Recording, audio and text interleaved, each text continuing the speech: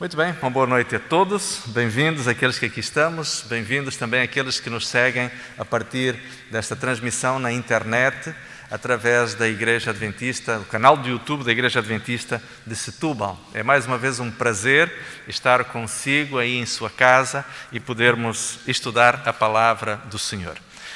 Gostaria, queridos amigos, de convidar-vos a abrirmos a nossa Bíblia no livro de Josué, no capítulo 3. Josué, capítulo 3. E por 4 décadas, cerca de 2 gerações do povo de Israel haviam sonhado, haviam feito planos com aquilo que haveria de ser a vida na nova terra, na terra que Deus tinha preparado para o povo de Israel há mais ou menos 4 séculos. Desde os tempos de Abraão, Deus tinha prometido que a sua descendência haveria de possuir aquela terra.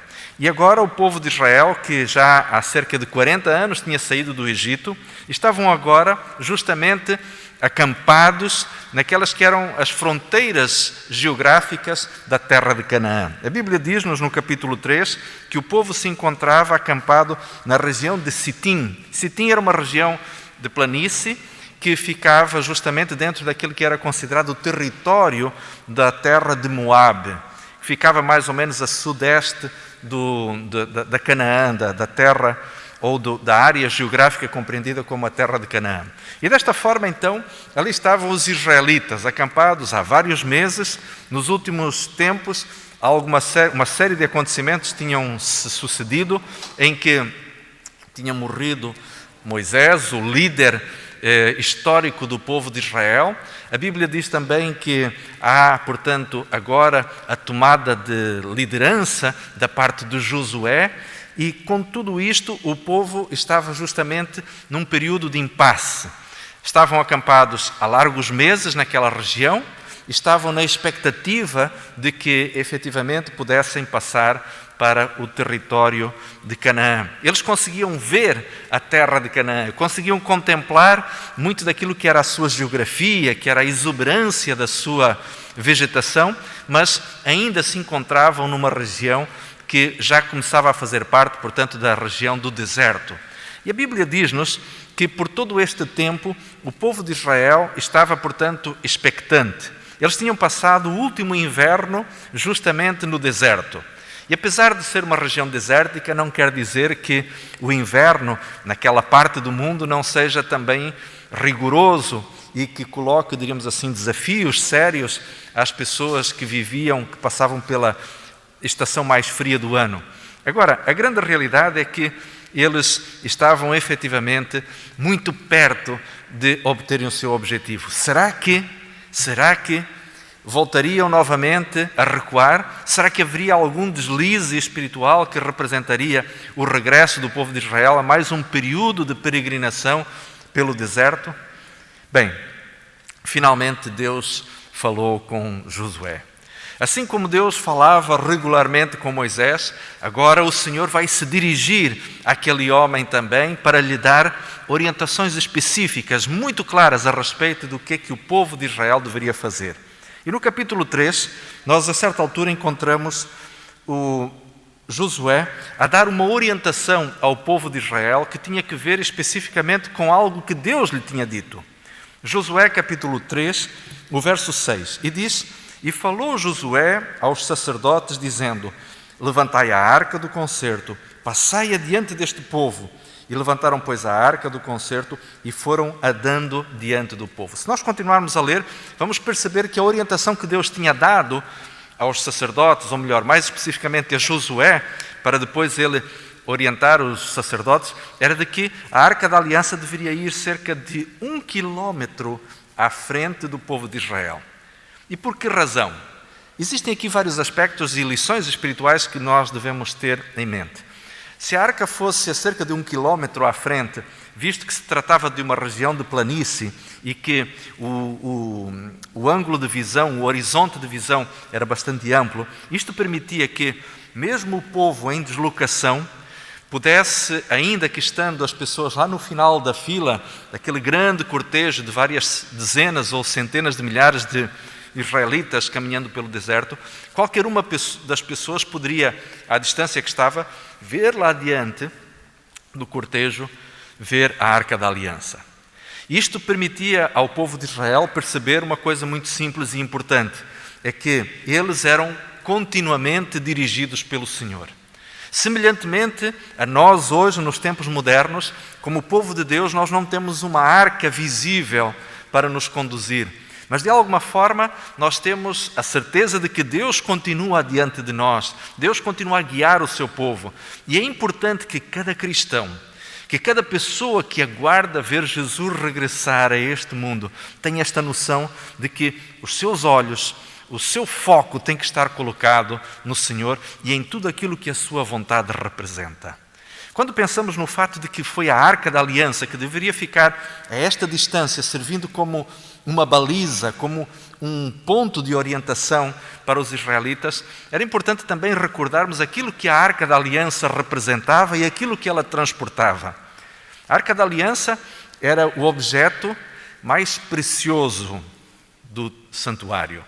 Precioso não pela quantidade de ouro que possuía, porque também, de fato, era uma peça de grande valor monetário, vamos dizer assim, mas ela tinha um significado especial em termos espirituais que suplantava tudo dentro do santuário do tabernáculo.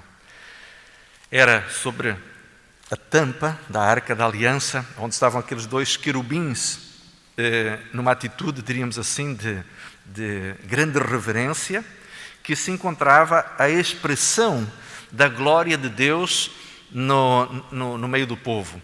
Existia uma pequena lâmina entre os dois querubins, ao centro da tampa da Arca da Aliança, que era chamada de Shekinah.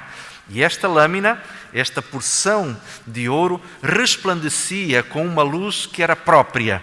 Não era um reflexo de uma luz que viesse de algum lugar, mas era efetivamente a presença ou o poder de Deus que fazia com que aquela parte desta arca brilhasse como uma fonte de luz, mostrando, portanto, que, de alguma forma, aquele objeto representava a própria presença de Deus no meio do povo.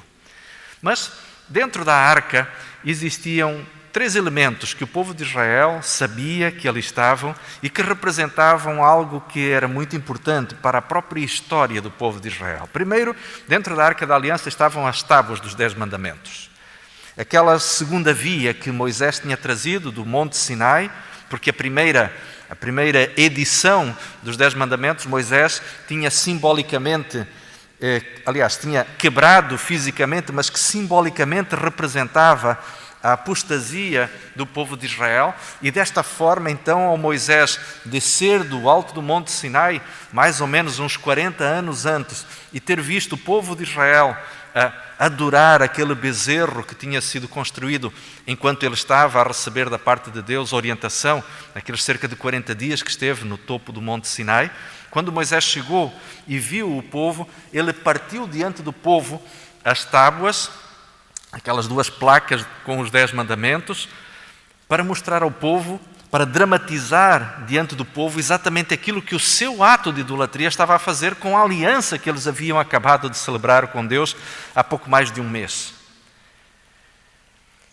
Mas agora, dentro da Arca da Aliança, estava, portanto, o segundo conjunto de tábuas que Moisés tinha preparado, tinha lavrado aquela pedra, aquelas 2 pedras, para que então Deus mais uma vez escrevesse com o seu próprio dedo a lei, cada uma das regras dos 10 mandamentos. E o povo de Israel, quando caminhava, olhando para os sacerdotes que carregavam a Arca da Aliança, e é importante dizer que a arca estava permanentemente velada por uma cobertura de pano que solenemente protegia do olhar curioso das pessoas a Arca da Aliança.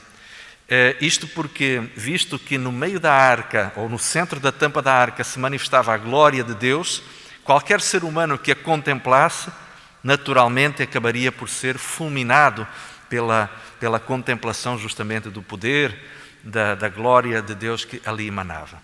Mas o povo de Israel sabia, portanto, que aquele objeto sagrado, transportado solenemente pelos sacerdotes, transportava dentro dela as tábuas dos 10 mandamentos, a lei de Deus era efetivamente para cada um dos membros do povo uma orientação, os limites muito claros da vontade de Deus para cada um dos israelitas era algo que cada pessoa, cada indivíduo do povo hebreu sabia que era a expressão da vontade de Deus para a sua própria vida. A lei de Deus não é uma demonstração arbitrária da vontade de Deus para oprimir, para escravizar os israelitas. Na realidade, Deus tinha libertado o povo de Israel do Egito, da escravidão do Egito. Quando eles estavam sem lei, aí eles eram escravos. Quando eles estavam sem Deus, eles eram escravos. Agora, eles eram livres porque tinham Deus como seu Deus, o Senhor como seu libertador e tinham uma lei que os dirigia, que os orientava. Por isso é que, adequadamente, no Novo Testamento, a lei de Deus é chamada a lei da liberdade. Porque é justamente esta lei que nos orienta a como vivermos livres das consequências do pecado. Porque, na realidade, não é a lei que nos escraviza, mas sim o pecado é que nos escraviza. E quando um cristão está a pôr de lado a lei de Deus, ele não está, diríamos assim, a focar a sua espiritualidade apenas na salvação em Jesus Cristo ou na fé em Jesus Cristo. Porque, na realidade, nós não somos salvos pela obediência à lei. E isto fica muito claro quando lemos textos como Efésios capítulo 2, os versos 8, 9 e 10. Nós não somos salvos pelas nossas obras. Contudo, o padrão que nós adquirimos ou que nós adotamos para a nossa vida pode nos tornar pessoas livres. E há uma coisa muito importante: liberdade não é necessariamente salvação.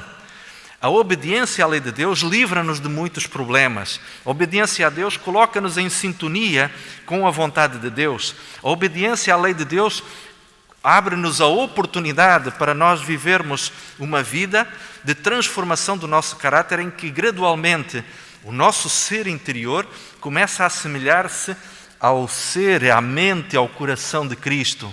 Como Paulo dizia em 1 Coríntios capítulo 2, no verso 16, nós temos a mente de Cristo. Ou seja, é através justamente deste exercício, desta prática que santifica, que transforma, que gradualmente o coração e a mente do cristão vai se assemelhando a Jesus Cristo. Esta é a razão pela qual Jesus disse que se nós o amássemos, guardaríamos os seus mandamentos. E Jesus também haveria de dizer que ele guardava os mandamentos do Pai, assim como ele esperava que os seus seguidores guardassem os seus mandamentos. E aqueles que nos estão a acompanhar pela internet, que eventualmente sejam cristãos, mas que muitas vezes olhem para os adventistas do sétimo dia como pessoas legalistas, meus queridos, deem uma olhada em João capítulo 14, verso 15. Veja também aquilo que Jesus diz em João capítulo 15, verso 14. Veja ainda também aquilo que Jesus diz no Evangelho de João, no capítulo 17, no verso 10.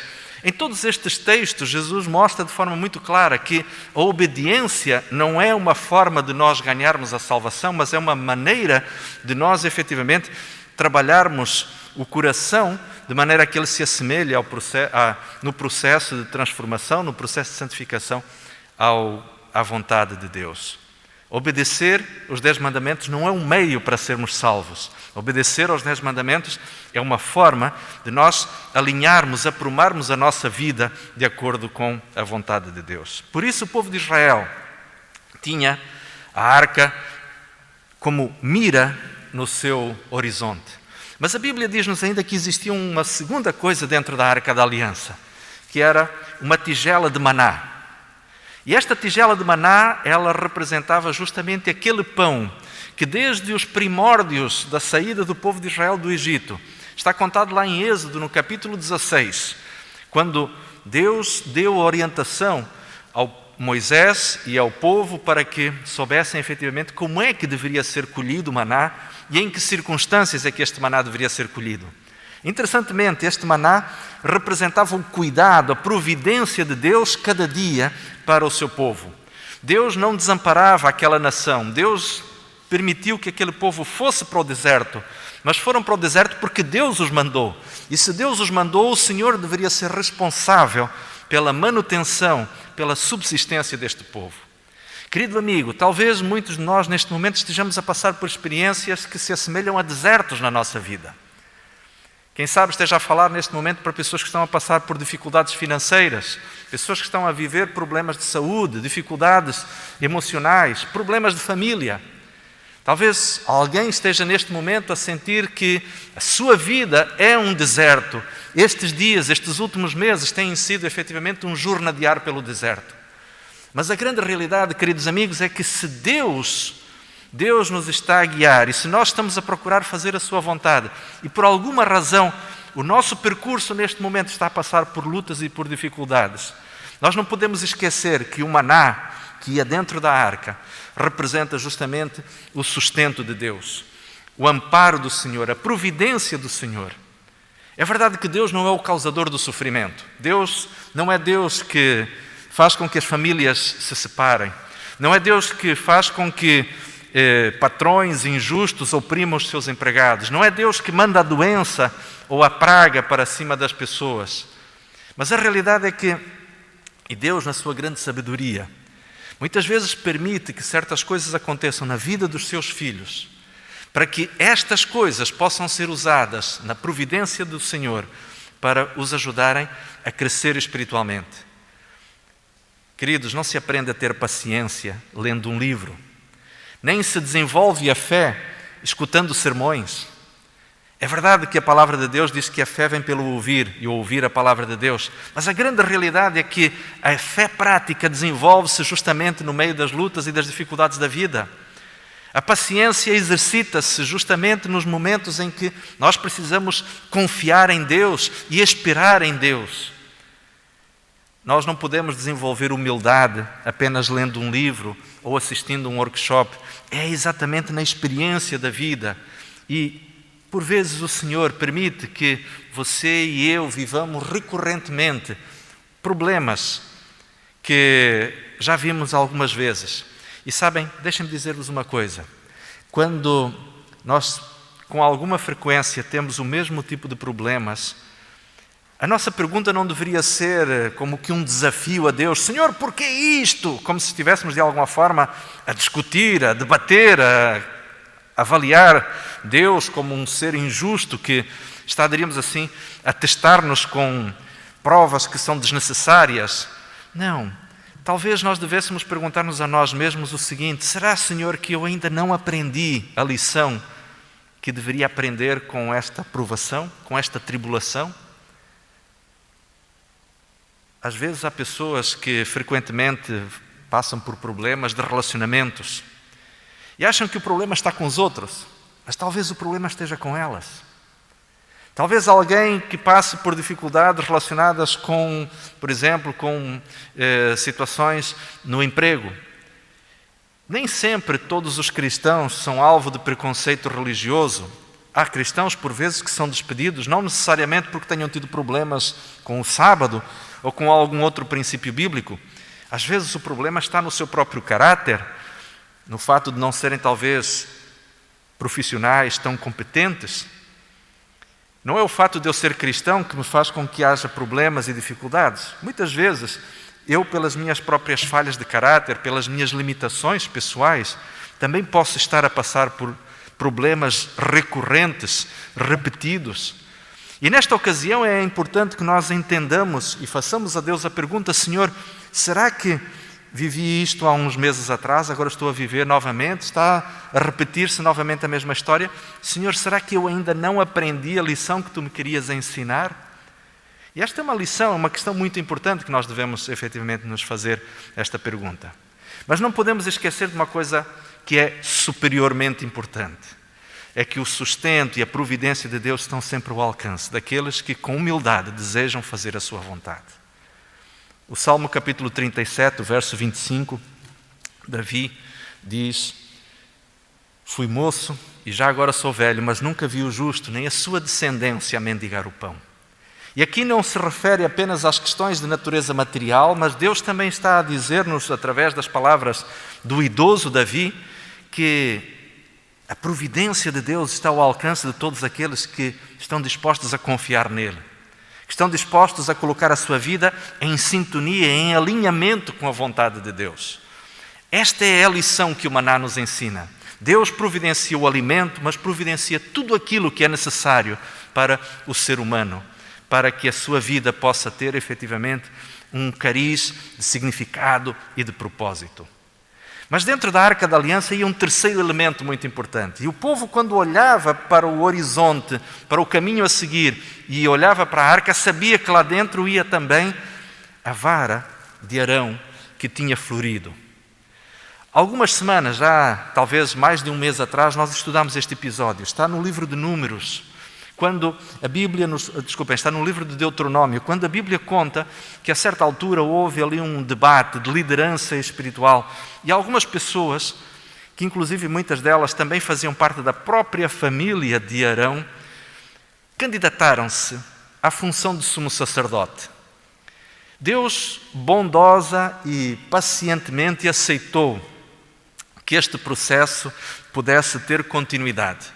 Embora, na realidade, o cargo de sumo sacerdote não é um cargo que passe pelo escrutínio democrático ou popular. Ninguém, diríamos assim, se deveria candidatar à liderança espiritual de uma comunidade ou de um povo como o povo de Israel apenas por autoproposição e expor-se, diríamos assim, ao escrutínio de uma votação universal. Não, Deus não faz assim. Deus não pode permitir que certas coisas tão fundamentais passem pela avaliação dos olhos humanos. É por esta razão que os sacerdotes eram escolhidos pela indicação divina. Era por essa razão que os profetas eram escolhidos por orientação divina. Porque Deus é capaz de ver os corações. Não é o meu próprio coração, como diz Jeremias, que é enganoso mais do que todas as coisas, que deve servir como padrão para a minha autoproposição, para a minha autossugestão em relação a algum determinado cargo ou determinada função dentro do povo de Deus. E quando Deus permitiu então que aqueles 70 homens que queriam ser sumos sacerdotes apresentassem, portanto, a sua candidatura, Moisés, orientado por Deus, disse: bom, vocês então vão trazer aqui o vosso cajado. E cada um vai colocar no seu cajado gravado o seu próprio nome. E nós vamos deixar estes cajados aqui todos dentro da tenda da congregação, dentro do santuário. E amanhã nós vamos ver qual é a resposta de Deus. E no dia seguinte estava muito clara a resposta de Deus. O cajado de Arão tinha florescido, mostrando assim que Deus tinha indicado de maneira muito clara que o povo deveria continuar a ser liderado espiritualmente por Arão e pela sua própria família. Mas alguém pode dizer, mas não tinha sido o próprio Arão que vários anos antes tinha sucumbido ao apelo do povo, permitindo que eles fizessem um bezerro de ouro para adorarem ao Senhor? Sim, é verdade. E também é verdade que mesmo um líder escolhido por Deus, por ser humano, por ser uma criatura, em algum momento ele pode falhar. Mas a grande questão aqui, e não estamos aqui para fazer nenhum juízo de valor, mas a questão aqui, meus prezados e queridos irmãos, há dois aspectos importantes. O primeiro deles, a Bíblia é tão honesta em contar tanto as virtudes quanto os defeitos dos seus heróis. Primeiramente porque a Bíblia é honesta. Segundo, porque a Bíblia é um relato histórico, confiável e fidedigno. A Bíblia não se preocupa em maquilhar ou colocar, diríamos assim, uma cobertura cosmética sobre a história ou sobre a vida dos seus heróis. A Bíblia é tão honesta que ela é capaz de falar a respeito dos pecados do rei mais amado da história do povo de Israel e é capaz de contar também os seus atos heróicos e de fé. Isto para nos levar a perceber uma coisa tão simples como esta, é que mesmo um sacerdote, um sumo sacerdote escolhido por Deus, ele tendo tido falhas na sua vida, tendo tido erros no seu percurso, se ele se arrependeu, e a Bíblia conta claramente que Moisés instruiu o seu irmão e exortou o seu irmão e admoestou o seu irmão e o corrigiu severamente e ele se arrependeu de forma honesta e completa. Mas depois de se arrepender e depois de ser restaurada a sua alma, o seu caráter, este homem podia agora ser uma referência espiritual. Por isso, aqueles que dizem que a Bíblia é um manual de maus costumes, a Bíblia está cheia de erros e de falhas e de ensinos estranhos e bizarros, é porque de fato não conhecem a Bíblia, ou porque não estão a lê-la com a devida atenção. Porque aquilo que na verdade a Bíblia conta são as falhas e os erros dos seus personagens, mas também, e se nós tivermos a paciência de continuar a ler o resto da história, vamos perceber que o Senhor restaurou a vida destas pessoas, as usou e as transformou e fez delas monumentos da sua graça e da sua misericórdia. Porquê? Porque o poder de Deus é exatamente assim. A graça de Deus é exatamente isto, é transformadora. A graça de Deus, quando pega a vida de alguém, apesar dos seus erros do passado, pode fazer com que esta pessoa se transforme verdadeiramente numa bênção, a ponto de que o seu último estágio seja completamente distinto do primeiro, a ponto de que em determinado momento nós olhamos para a vida de alguém e não somos capazes de imaginar que aquela pessoa alguma vez tenha sido um idólatra, ou tenha sido um adúltero, ou tenha sido um imoral, ou tenha sido um beberrão, ou tenha sido uma pessoa viciada, uma pessoa dominada pelo demónio, pelos seus vícios e pelos seus pecados. Deus efetivamente faz isto. Quando Ele transforma a vida de alguém, faz com que a vida desta pessoa fique fantasticamente semelhante a Jesus Cristo, a ponto de não se conseguir ver mais as marcas anteriores do pecado. E quando o povo de Israel olhava para a Arca da Aliança e via aquele objeto, sabendo que lá dentro estava justamente a arca, ou melhor, a vara florida de Arão, as pessoas também tinham uma grande lição de misericórdia e de graça que era ensinada através da história de Abraão ou de Arão. Mas existe ainda uma outra orientação, uma outra ideia muito interessante, é que a vara de Arão representava uma coisa muito importante. É que o povo que é dirigido pela vontade e pela orientação de Deus é um povo que tem uma chance muito maior de sucesso.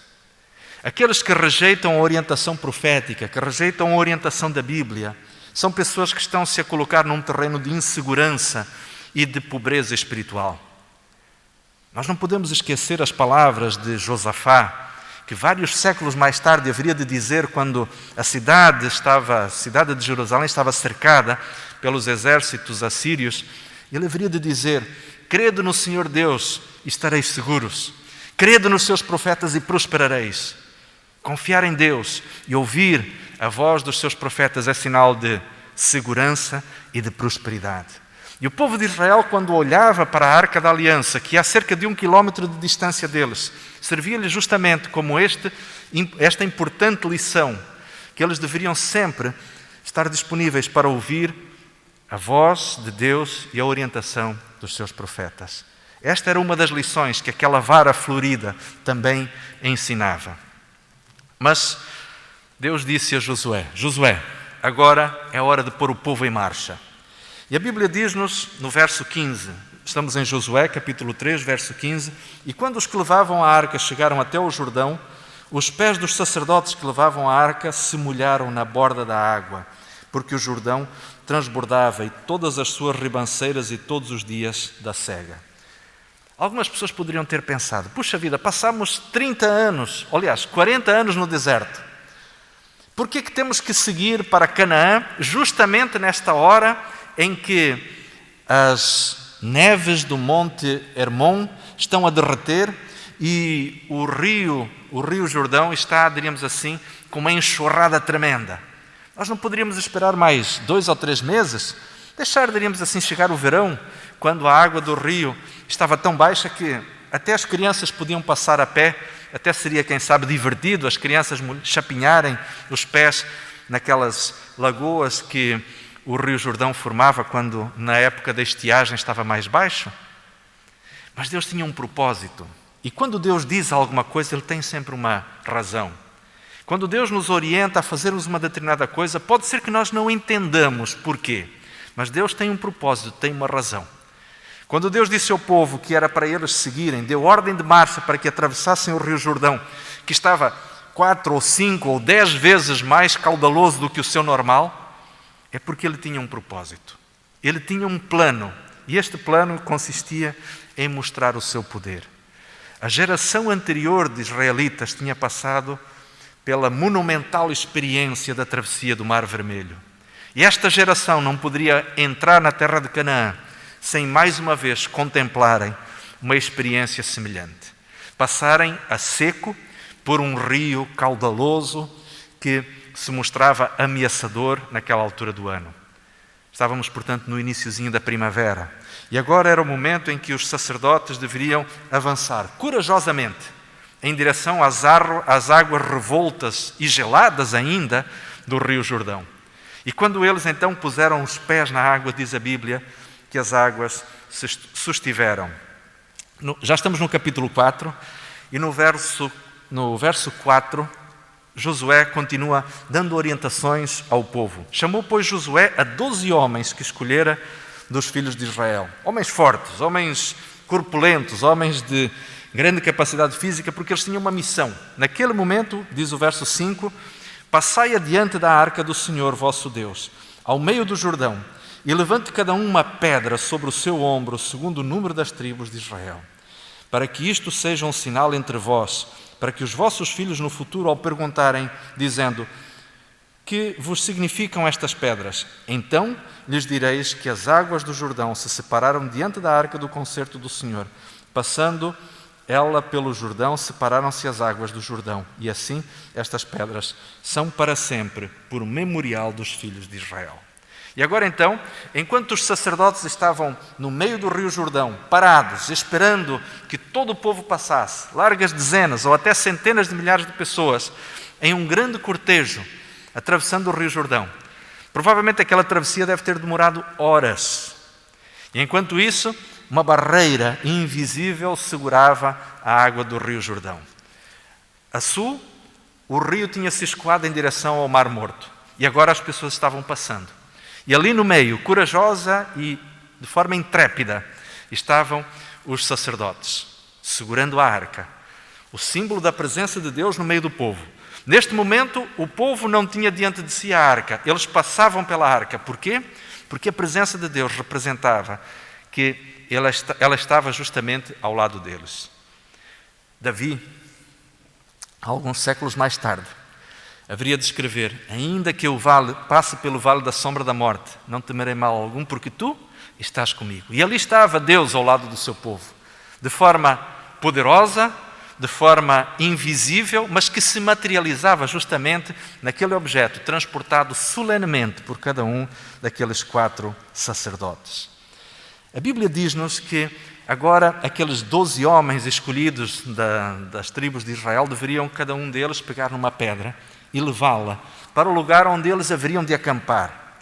E estas pedras seriam pedras distintas, porque pedras de rio, embora tenham a mesma estrutura mineral de outras pedras do barranco ou da margem do rio, elas são diferentes. Elas são diferentes não na sua constituição mineral, nem na sua constituição química, mas são diferentes na sua morfologia, a sua forma arredondada. Era indício de que tinham sido trabalhadas por anos e anos pelas águas do rio. E aquelas pedras haveriam de, onde fossem colocadas, distinguir-se claramente de todas as outras pedras da região. Teriam a mesma composição geológica, mas teriam um formato diferente. Isto faz-nos lembrar um pouco a vida dos cristãos. Um cristão é exatamente igual a qualquer outra pessoa. Tem os mesmos compostos biológicos, tem a mesma estrutura genética, é absolutamente idêntico a todos os outros seres humanos que vivem com ele. Contudo, o seu caráter está trabalhado de forma diferente pela graça e pelo poder do Espírito Santo. No seu caráter, no caráter de um cristão, não devem existir arestas ásperas, de um temperamento agressivo, violento, mas sim devem-se vivificar as virtudes do fruto do Espírito Santo. Assim é efetivamente aquele que é trabalhado pelo poder de Deus. Mas o mais interessante é que aquelas pedras deveriam ser retiradas justamente do meio do rio para que servissem como monumento e como recordação para as gerações futuras de que o povo de Israel tinha atravessado a seco as águas ou o leito daquele rio, nas condições mais difíceis e na ocasião mais imprópria para se fazer uma tal travessia. Mas é interessante percebermos, e o texto dá-nos a entender isto, que se foram retiradas 12 pedras do leito do rio, outras 12 pedras foram postas no leito do rio. E há aqui algumas pessoas que fazem algumas análises de natureza ecológica e ambiental.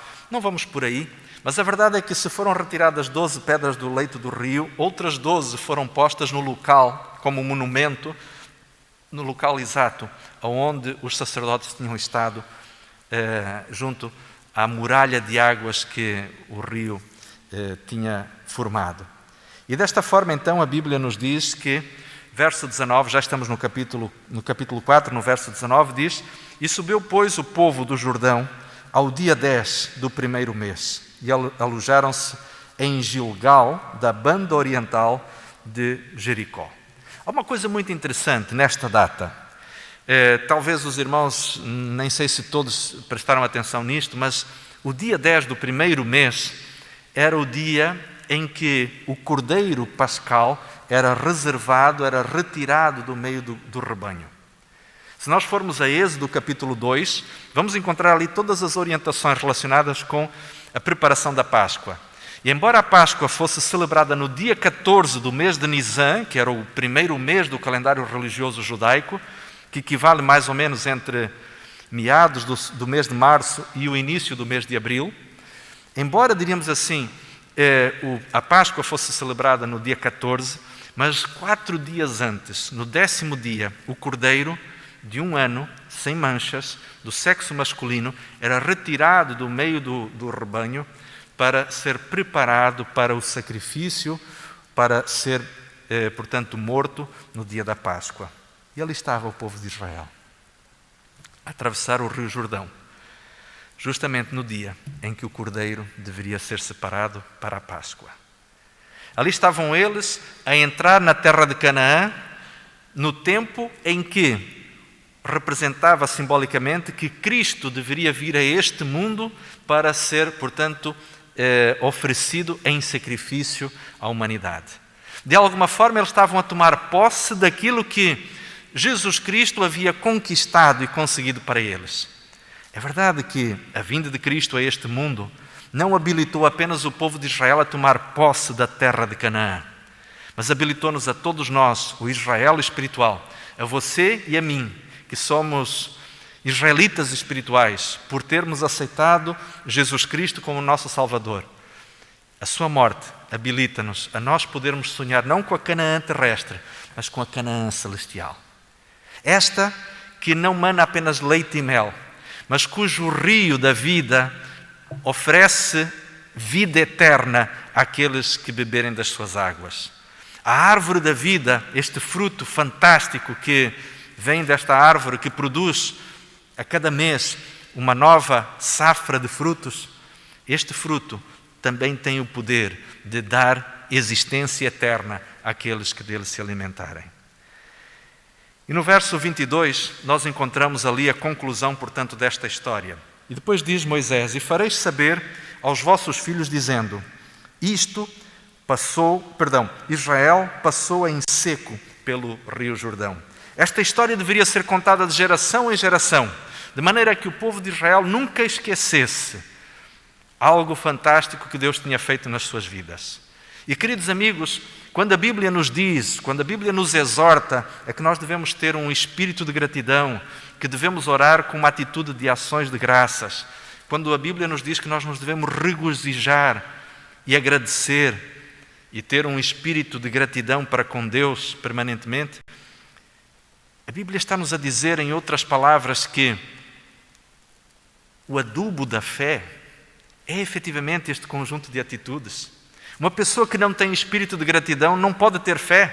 Uma pessoa que não se recorda e não coleciona as bênçãos de Deus na sua vida e as recorda de forma recorrente na sua vida, esta pessoa não pode ter fé, porque ela vai viver apenas o imediato. E quanto mais amnésica for a sua experiência espiritual, quanto mais esquecida for do passado, mais facilmente a sua fé sucumbirá Muitas pessoas não têm fé, não é porque Deus não lhe dê.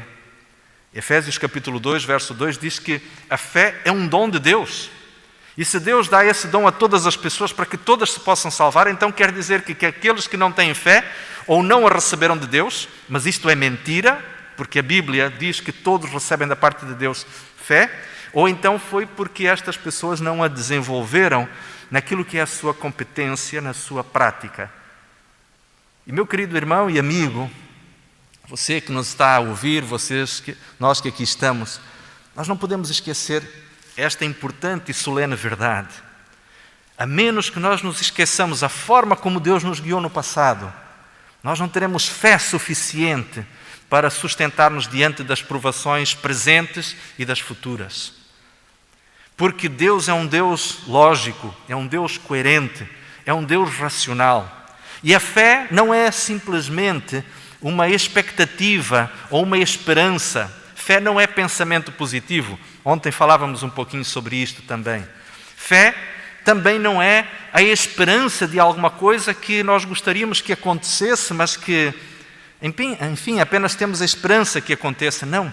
Fé é a convicção de que Deus coerentemente fez algo no passado e que continuará fazendo no futuro. Mas fé também é, sobretudo, um extrapolar da razão, partindo de parâmetros lógicos e racionais que, se Deus foi confiável no passado, Ele continuará a sê-lo no presente e no futuro, porque Deus é lógico, Deus é racional, Deus é coerente, Deus não muda. O passado e o presente e o futuro, para Deus, são exatamente algo no qual a sua essência não é alterada. Portanto, fé não é uma experiência de superstição ou uma crença, uma crença abstrata numa mentira absolutamente irracional. Não, a fé, na verdade, é uma extrapolação, é uma projeção da própria racionalidade.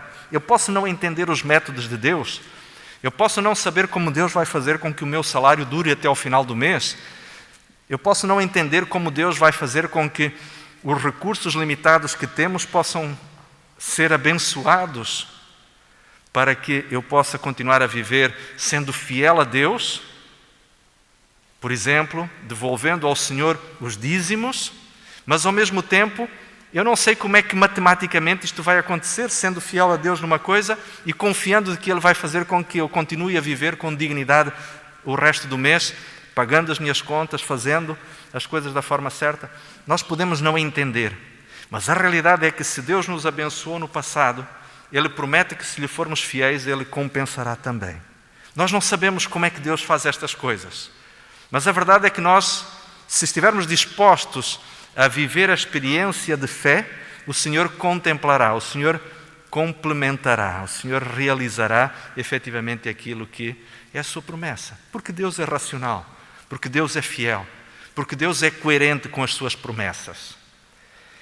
Mas o texto continua dizendo ainda, o verso 23, porque o Senhor vosso Deus fez secar as águas do Jordão diante de vós, até que passássemos, como o Senhor vosso Deus fez no Mar Vermelho, que fez secar perante nós, até que passássemos, para que todos os povos da terra conheçam a mão do Senhor, que é forte, para que temais ao Senhor vosso Deus todos os dias. E queridos irmãos e prezados amigos que nos ouvem, que nos escutam, há aqui um aspecto importantíssimo, indissociável.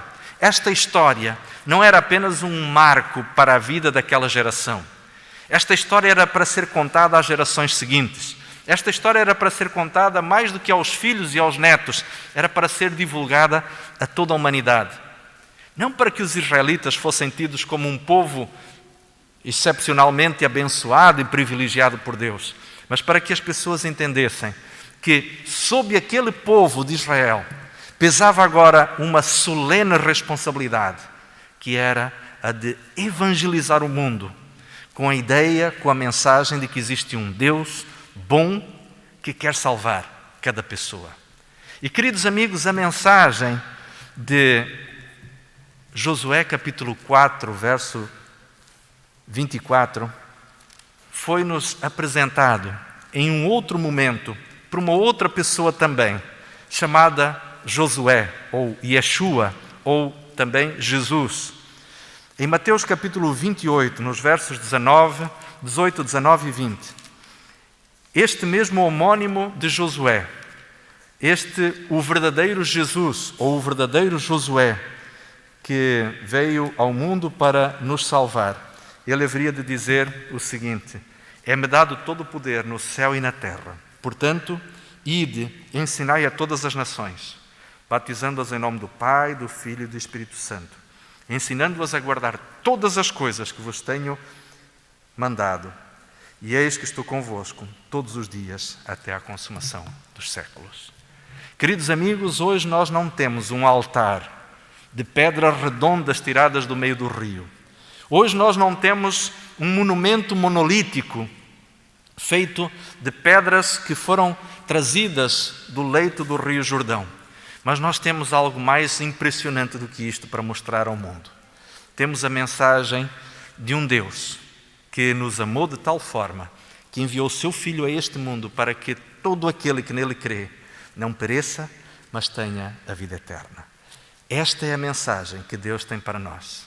Estamos às portas de Canaã, estamos perto da nova terra e a nossa responsabilidade é efetivamente esta: anunciarmos ao mundo que Jesus está para voltar. E a grande pergunta que Deus nos faz nesta noite, a nós que aqui estamos e a você que nos assiste aí em sua casa, a pergunta é: depois de todo este conhecimento, o que é que nós vamos fazer? Vamos calar-nos e guardar para nós esta mensagem?